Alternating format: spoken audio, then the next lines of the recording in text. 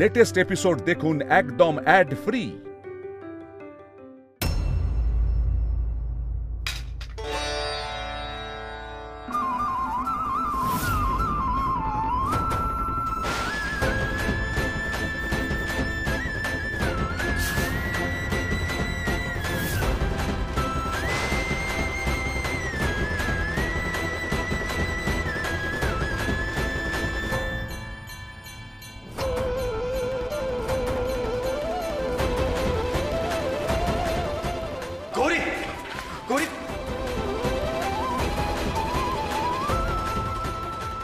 গৌরী তুমি ঠিক আছে তো? গৌরী গৌরী গৌরী গৌরী তোমার কিচ্ছু হবে না, কিচ্ছু হবে না গৌরী। এই তো আমি গৌরী, এই তো।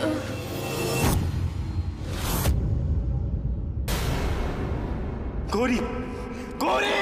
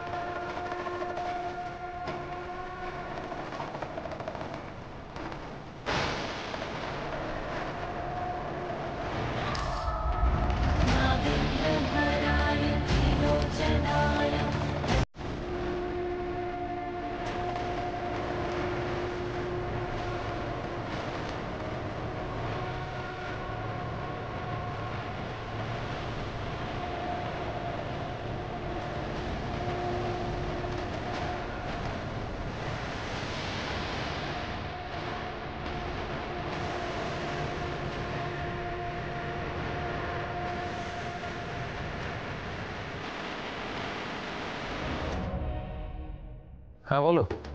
তনু তুমি কোথায়? আমি এই তো বাড়ি ফিরছি এখন। সেটা বোধহয় তোমার পক্ষে ভালো হবে না, তুমি এখন বাড়ি ফেরো না। মানে কেন, কি হলো আবার? তুমি বোধহয় জানো না, গৌরীকে ঈশান উদ্ধার করে ফেলেছে। ও আচ্ছা, তাই নাকি? এ তো খুবই ভালো খবর। থামো, আমার সঙ্গে বেশি চালাকি করার চেষ্টা করো না। আমি খুব ভালো করে জানি শৈল আর তুমি মিলেই এই অপকর্মটি করেছো। শৈলর বোধ বুদ্ধির উপর আমার কোনোদিনই ভরসা ছিল না, কিন্তু তোমার বোধ বুদ্ধি যে লোক পেয়েছে সেটা বেশ ভালোই বুঝতে পারছি। কাকাবাবু, তুমি এই কথা বলছো কেন? গৌরী যদি একবার চোখ খোলে তাহলে তোমার কপালে দুঃখ আছে অতনু। না না কাকাবাবু, তুমি তুমি বেকার এত চিন্তা করছো। বিশ্বাস করে আমি এমন ব্যবস্থা করেছি না, গৌরী গৌরী এই জীবনে আর চোখ করে তাকাতে পারবে না। আমি তোমাকে বলছি তুমি এখন এসো না, এরপর তুমি যা ভালো বুঝো তাই করো।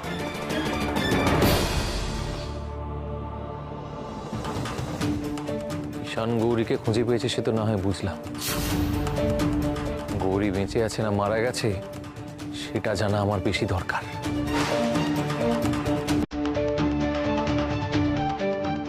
গৌরী চোখ খোলো, গৌরী গৌরী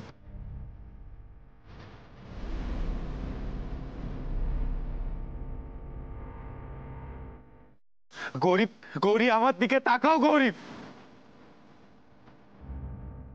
বিশ্বাস করো, তোমার কিচ্ছু হবে না, সব ঠিক হয়ে যাবে। গৌরী তোমাকে উঠতেই হবে। গৌরী তুমি এভাবে আমাকে ছেড়ে চলে যেতে পারো না। গৌরী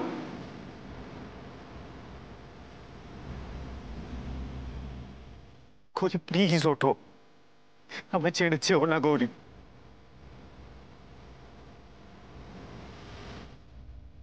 গৌরী গৌরী ও দাদা ভাই, উনি তো সাড়া দিচ্ছে না, কি হবে? উনি ঠিক হয়ে যাবে তো? চিকু চিকু বাবা, এভাবে কাঁদিস না। দাদা ভাই তো আছে, দাদা ভাই তো ডাক্তার, ঠিক করে তুলবে গৌরীকে, দেখিস।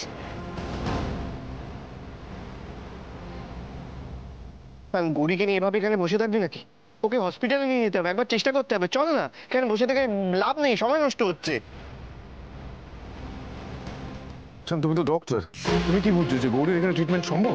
গৌরী কোথাও যাবে না। গৌরীকে আমি কিছুতেই হাতছাড়া করবো না।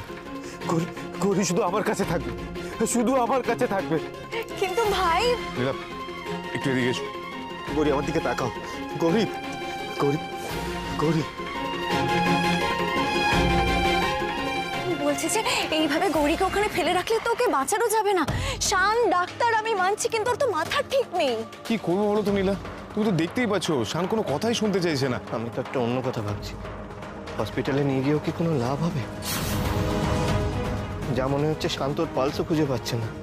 ছোটকা প্লিজ এরকম বলিস না, আমাদের তো একটা চেষ্টা করতে হবে, কিছু তো একটা করতে হবে ছোটকা। কিন্তু কি করব সেটাই তো বুঝতে পারছি না। এটাই বুঝতে পারছি না যে ও কি করে কোল্ড স্টোরেজে গেল, কি করে আটকে গেল ওখানে।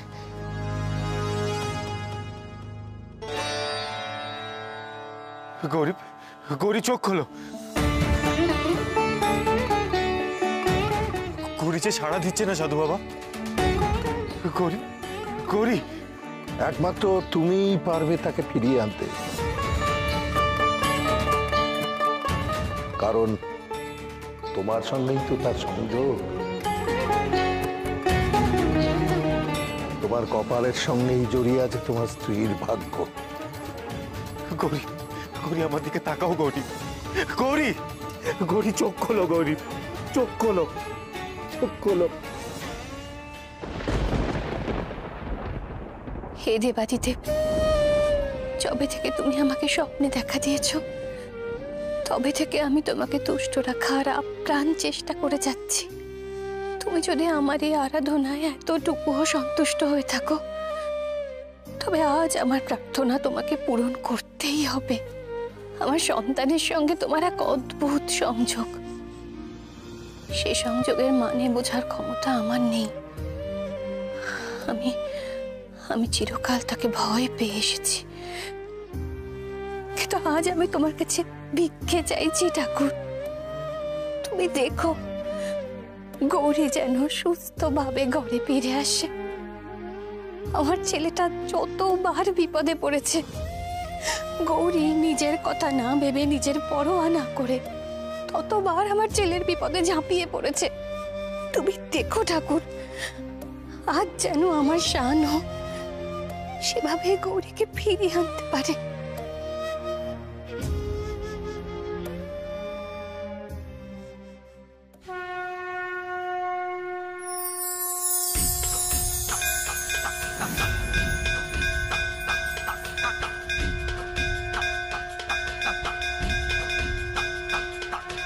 त्र्यम्बकं यजामहे सुगन्धिं पुष्टिवर्धनम् उर्वारुकमिव बन्धनान् मृत्योर्मुक्षीयमामृतात्। त्र्यम्बकं यजामहे सुगन्धिं पुष्टिवर्धनम् उर्वारुकमिव बन्धनान् मृत्योर्मुक्षीयमामृतात्। त्र्यम्बकं यजामहे सुगन्धिं पुष्टिवर्धनम् उर्वारुकमिव बन्धनान् मृत्योर्मुक्षीयमामृतात्।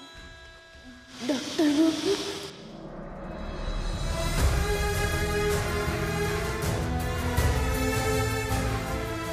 গৌরী, গৌরী তুমি ঠিক আছো? গৌরী, গৌরী আমি জানতাম যে তুমি একদম ঠিক হয়ে যাবে। গৌরী, তুমি আমার কাছ থেকে কোথাও যেতে পারো না। গৌরী, কোথাও না। গৌরী, কোথাও না। গৌরী, এই গৌরী, গৌরী তুমি ঠিক আছো তো?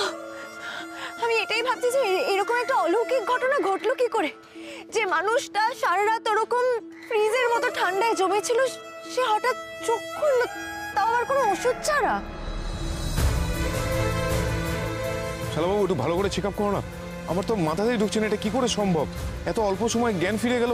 তুমি একটু ভালো করে দেখো তো। স্বয়ং কৈলাসপতি মহাদেবের যখন ত্রিনয়ন খুলে যায়, তখন সেই তেজের কাছে কোনো বাধাই আর বাধা থাকে না।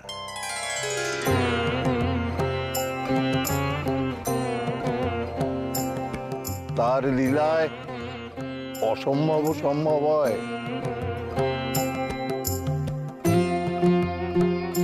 তাই তো তোমার জন্যই তোমার স্ত্রী আবার ফিরে এলো।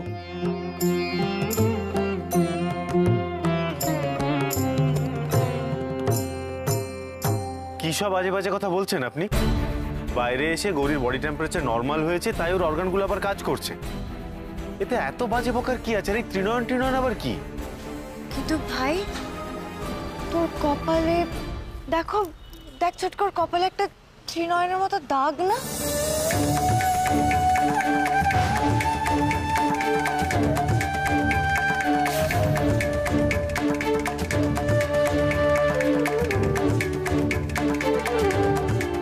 ও দাদা ভাই, ওখান দিয়ে আলো বেরোচ্ছিল, আমি দেখেছি।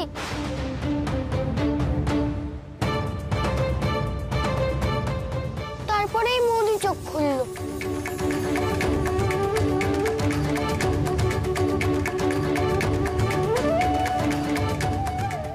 বাবু, আমি তো তোমার জন্যই প্রাণে বেঁচেছি গো। তুমি মায়ের গান করলে বলি তো দরজা খুলে গেল।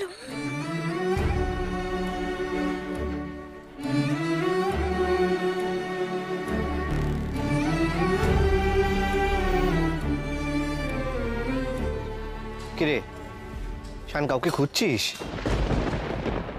আরে ওই সাধু বাবা, উনি কোথায় গেলেন? সাধু বাবা তো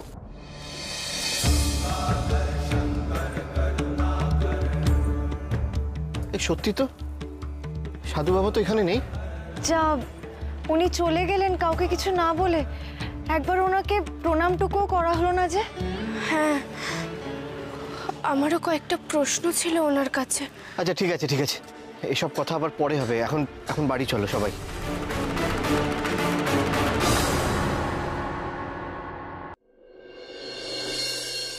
আপনাকে কারা কিডন্যাপ করেছিল? আপনি কি তাদের কাউকে চেনেন?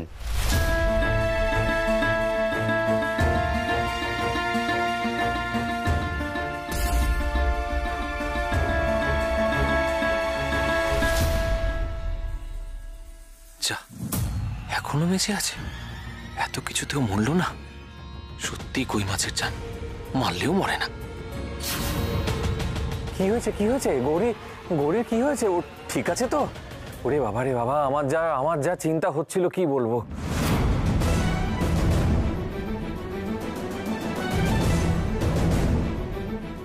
বাবা, তোর আবার কবে থেকে গৌরীর জন্য চিন্তা হতে শুরু করলো? হ্যাঁ, কোনোদিনও ভাবিনি যে তুই গৌরীর জন্য চিন্তা করবি।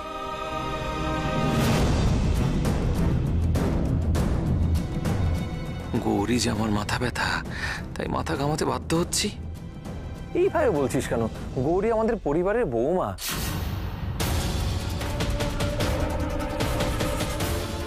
রাগ করি যাই করি না কেন, ওর ক্ষতি হোক সে তো আমি চাই না, বল। মেচকা, শোনো না, গৌরী এখন ভালো আছে। ঠিক আছে তো? যাক বাবা, একটা বিপদ কাটলো তাহলে। সত্যি কথা বল দেখি, কে এমন শত্রু আছে গৌরীর যে ওকে একেবারে প্রাণে মেরে ফেলার চেষ্টা করছে? আমারও তো সেই একই প্রশ্ন। আপনাকে যারা কিডন্যাপ করেছিল তাদের মধ্যে কাউকে কি আপনি চিনতে পেরেছেন?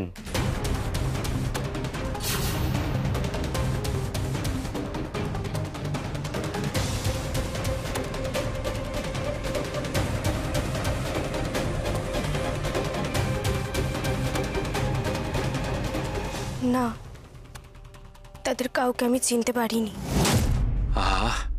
নিশ্চিন্ত? ঠিক আছে, আমি নিজে তদন্ত করব। ঠিক আছে, আজ তাহলে আসি।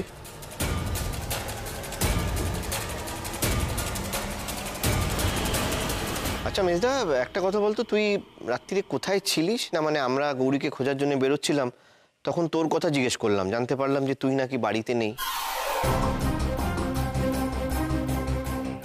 একটা কাজে বেরোতে হয়েছিল রে, একজন ক্লায়েন্টের সঙ্গে মিটিং ছিল তো, সে অনেক দূর যেতে হয়েছিল আমাকে। আর বলিস না, সে হালি শহর ছাড়িয়ে একটা জায়গা আছে সেইখানে, আমাদের নতুন ক্লায়েন্ট জয়ন্ত পোদ্দার।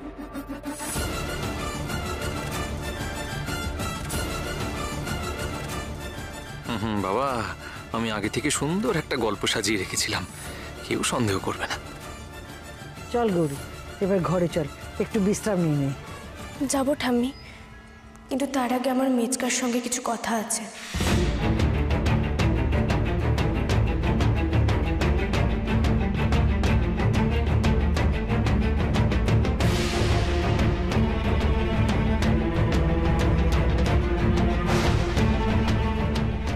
গৌরী, কথাটা তো পরে বললেও হয়, আগে ঘরে চলো, একটু রেস্ট নিয়ে নাও। আমি এখন ঠিক আছি গো ডাক্তারবাবু, আমি একা ঘরে চলে যেতে পারবো।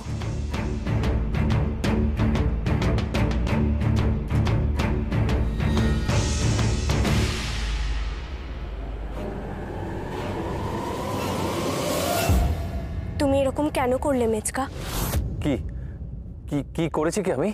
তুমি খুব ভালো করে জানো যে আমি কি বলতে চাইছি।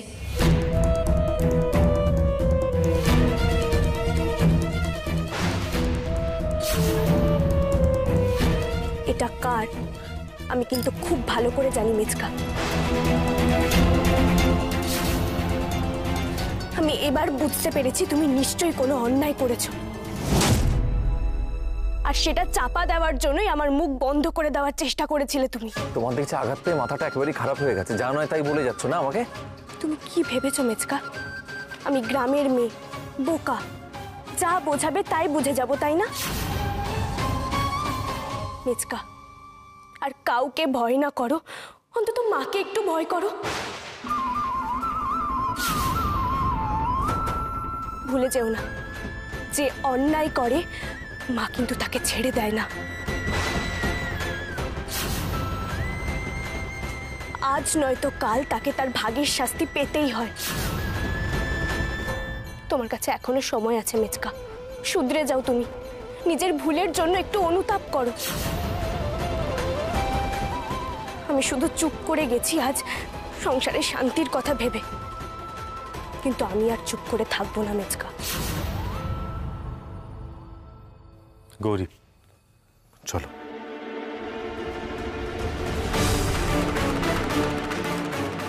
গৌরী যদি কাউকে কিছু বলে দেয় তাহলে তো সর্বনাশ হয়ে যাবে। কি বলেছিলাম অতনু? আত্মবিশ্বাস ভালো, কিন্তু অতিরিক্ত আত্মবিশ্বাস আত্মহত্যারই সামিল। এবার বুঝতে পারছো তো কত বড় ভুল করেছো? আমাকে বাঁচাও কাকাবাবু, আমাকে বাঁচাও, যে করে হোক বাঁচাও। ওই ঈশান যদি একবার জানতে পারে সর্বনাশ হয়ে যাবে। বাঁচতে চাইলে গা ঢাকা দাও এখন, তারপর সব ঠান্ডা হলে ফিরে এসো। আচ্ছা, ভালো কথা, আমি তাহলে একটু চেঞ্জ করে আসি। আগে প্রাণে বাঁচো, তারপর জামা কাপড়। পালাও এক্ষুনি।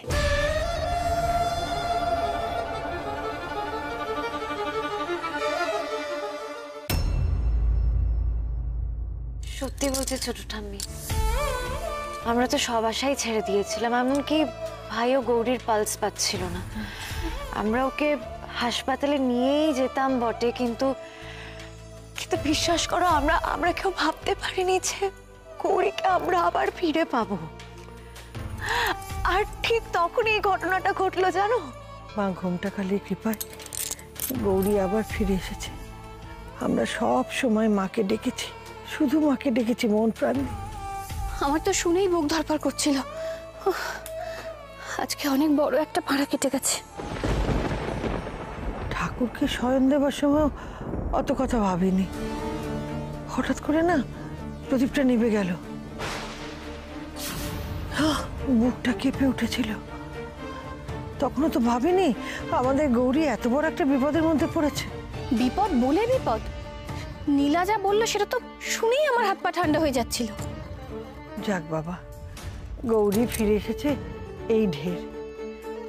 অনেক খারাপ ব্যবহার করেছি তোর সঙ্গে, অনেক ভালো মন্দ কথা বলেছি, তুই কিন্তু আমার উপর রাগ করে থাকিস না মা।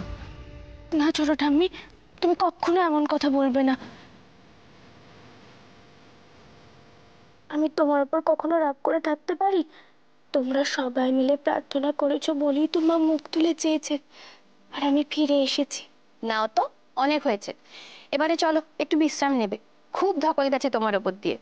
চল মা, ঘরে গিয়ে শুয়ে পড়বি, চল, আমি তোর জন্য গরম গরম দুধ নিয়ে আসি। হ্যাঁ না ছোট ঠাম্মি, এখন আমি শুতে পারবো না, আমার এখন একটা বড় কাজ আছে।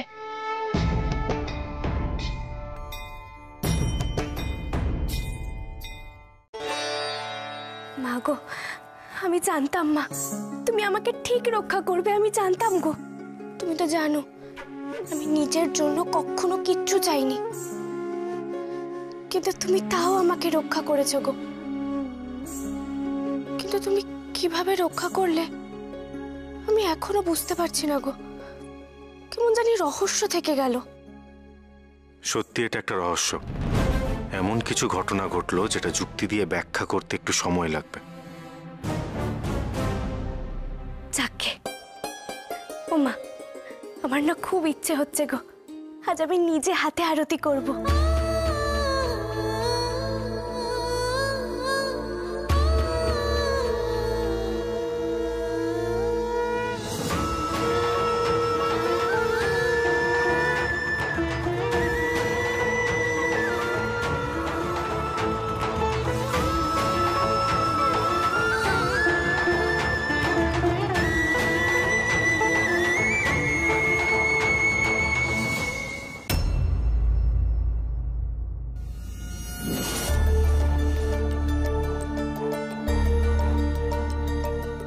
তুই আগুনের মধ্যে হাত জোর করে তপস্যা করিসনি? আরে না, আমি এগুলো কিচ্ছু করিনি। তাহলে তোর হাত পড়লো কি করে? তুই অঙ্গারের ওপর দিয়েও হেঁটেছিস, তাই তোর পায়ে ফোস্কা পড়ে গেছে।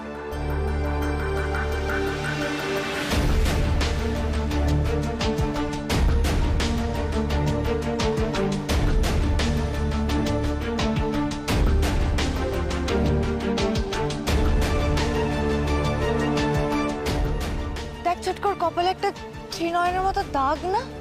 ও দাদা ভাই, ওখান দিয়ে আলো বেরোচ্ছিল, আমি দেখেছি।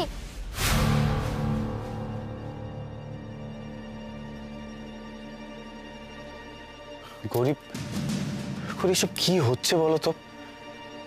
ওই সাপের ঘটনাটার পর থেকে আমার এই গলার দাগটা যাচ্ছে না। তারপর তারপর তোমার কপালের সাথে কপাল ছোঁয়ানোর পর আমি ঠিক জানি না কি হলো, কিন্তু তারপর থেকে কপালের এই দাগটা যাচ্ছে না।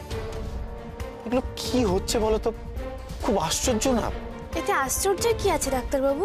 মানে আশ্চর্যের কিছু নেই, হঠাৎ এরকম কয়েকটা দাগ। কারণটা তো আমি জানি ডাক্তারবাবু, সেই জন্য আমি আশ্চর্য হচ্ছি না। মানে তুমি জানো এগুলো কেন হচ্ছে? কেন হচ্ছে গৌরী, কি কারণ? কারণ তুমি মহাদেব,